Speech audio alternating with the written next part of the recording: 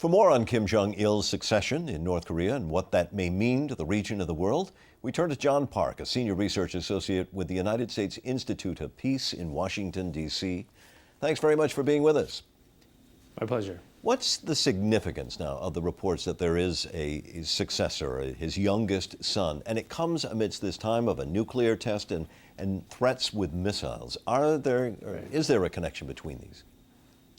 The consensus view in Washington right now is that they are connected, that the appointment of Kim Jong-un, if those reports generated in South Korea are in fact correct, is a part of this broader leadership succession process going on inside Pyongyang, and that these other acts of provocation are geared towards consolidating this process.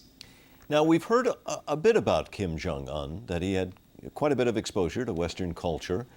And I guess the real question is that likely to influence his policies towards the West? In other words, do we expect him to be friendlier, more open to the West? There's a big hope right now that if Kim Jong-un does get into a leadership position, given the fact that he was educated in a Swiss boarding school, he would have a certain Western orientation and have a different understanding and perspective on how to guide North Korea. But given the early state of his appointment, if that in fact is formalized, it's still doubtful what type of impact he'll have in the coming years, because there will be some kind of grooming process involved.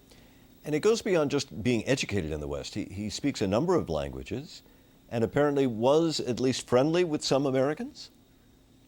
That's correct. The reports are that he was educated in a Swiss boarding school, speaks English, French, and German, and that among his classmates were the children of American diplomats.